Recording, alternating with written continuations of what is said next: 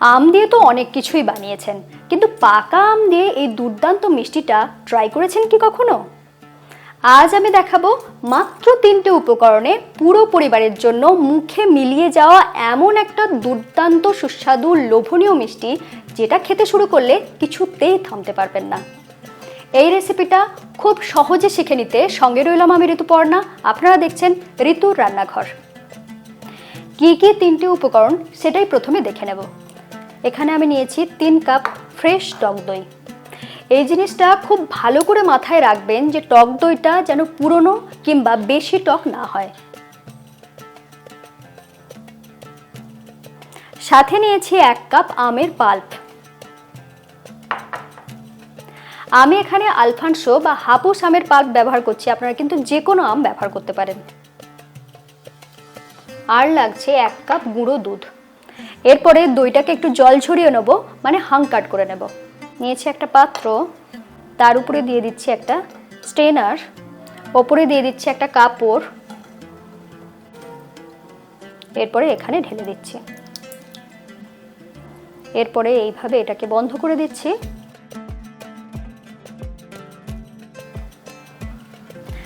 খুব তাড়াতাড়ি যদি হাঙ্কারটাকে বানিয়ে নিতে চান তাহলে কিন্তু অবশ্যই এর উপর একটা ওয়েট বসিয়ে রাখবেন।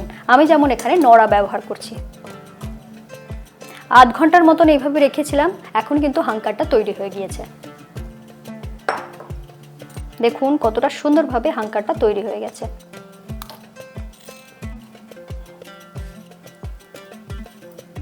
দেখুন পুরোপুরি ছানার মতন হয়ে গিয়েছে। এই মিষ্টিটা বানানোর ক্ষেত্রে হাঙ্কারটা ঠিক এরকম হলেই ভালো হয়। এরপর দিয়ে দিচ্ছি আমের পাল্প।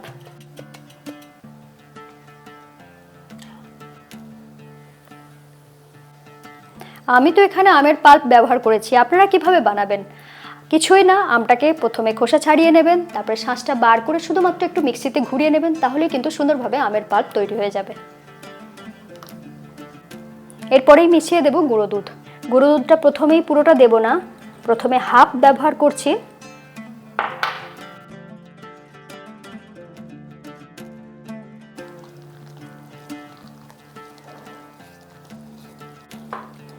এটা মেশানোর ক্ষেত্রে আমি বলবো প্রথমে কিছুক্ষণ ডান দিকে আর কিছুক্ষণ বাঁ দিকে যদি ঘোরান তাহলে খুব সহজে এটা মিশে যাবে। দেখুন ঠিক এইভাবে। দেখুন এখনই বেশ টাইট টাইট হয়ে গিয়েছে। ঠিক এই সময়ে দিয়ে দেব বাকি গুঁড়ো দুধ। একসাথে দেওয়ার থেকে দুবারে যদি গুঁড়ো দুধটাকে এইভাবে মেশান তাহলে খুব সহজে সুন্দরভাবে মিশে যাবে।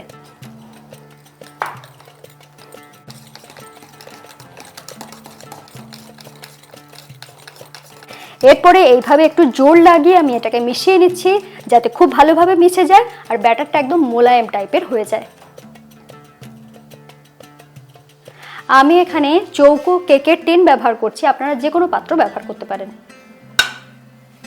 তলাটা আমি একটু ঘি দিয়ে এইভাবে মাখিয়ে নিচ্ছি যাতে খুব সহজে উঠে আসে। এরপর একটা বাটার পেপার নিয়েছি, যেটাকে এইভাবে সাইজ করে কেটে নিয়েছি।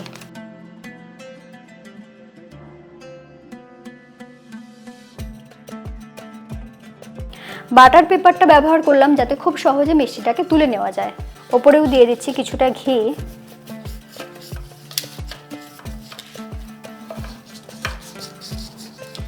এরপরে এই মিশ্রণটা এখানে ঢেলে দেব। এখানে আপনারা নিশ্চয়ই লক্ষ্য করেছেন যে কোনো চিনি আমি ব্যবহার করলাম না। চিনি ছাড়াও কিন্তু এই মিষ্টিটা দারুণ লাগে খেতে।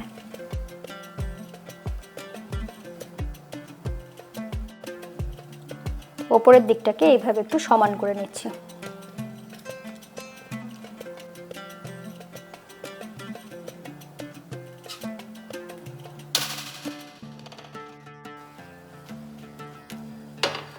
দেখুন আমি এই মতন জল দিয়েছি, ওপর থেকে এরকম একটা স্ট্যান্ড দিয়ে দিচ্ছি। এরপরে এই টিনটাকে এখানে বসিয়ে দিচ্ছি, ওপর থেকে ঢেকে দিচ্ছি। এরপরে ওপর থেকে এটাকে ঢেকে দিচ্ছি। প্রথমে 7 মিনিট মতন এটা হাই ফ্লেমেই হবে, তারপরে ফ্লেমটাকে লো করে দেব। জানেন কি ফলের রাজা আমের প্রথম কোথায় দেখা মিলেছিল? প্রায় ৪ থেকে ৬,০০০ বছর আগে হিমালয়ের পাদদেশে। প্রাচীন ভারতে আম এতটাই জনপ্রিয় ছিল যে এটাকে বলা হতো দেবভোগ্য ফল। মুঘল আমলে আমের জনপ্রিয়তা একেবারে তুঙ্গে ছিল। সম্রাট আকবর ১,০০,০০০ আম গাছের একটা বাগান বানিয়েছিলেন বিহারের দারভাঙ্গায়, যার নাম লাক্ষীবাগ। ভাবতে একটু অবাক লাগছে, কিন্তু সেই ঐতিহ্যবাহী আমই কিন্তু আজ ঋতুর রান্নাঘরে। আপনাদের যদি আম নিয়ে এরকম ইন্টারেস্টিং কোনো গল্প জানা থাকে আমাকে কিন্তু লিখে জানাতে ভুলবেন না। দেখতে দেখতে দেখুন ০.৫ ঘন্টার মতন এটাকে স্টিম করে নিয়েছি, এরপর খুলে দেখাচ্ছি।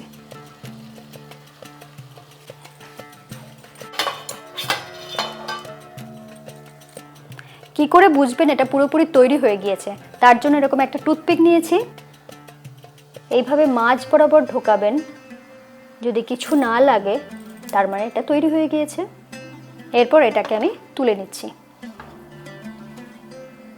তুলে নেওয়ার পরে চেষ্টা করবেন একটু ফ্রিজে রেখে সেট করার পরে এটাকে সার্ভ করতে।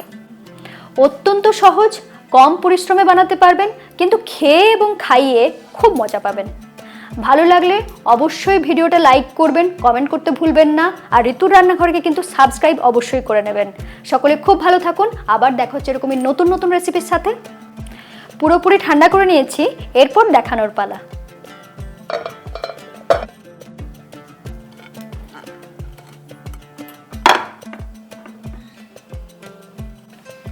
এরপরে বাটার পেপারটাকে তুলে নিচ্ছি।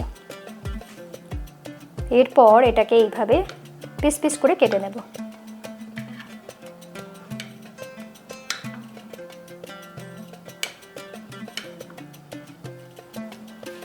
এই মিষ্টিটা এমনিতেই দারুণ লোভনীয়, তার উপরে যদি ওপর থেকে পেস্তা দিয়ে সাজিয়ে দেওয়া হয় তাহলে কেমন লাগবে।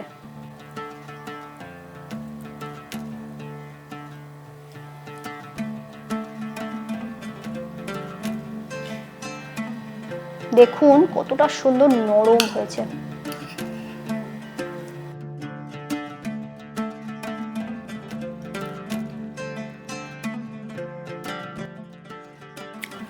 বলেছিলাম না, পুরো মুখে মিলিয়ে যাবে, আর খেতে শুরু করলে থামতেই পারবেন না।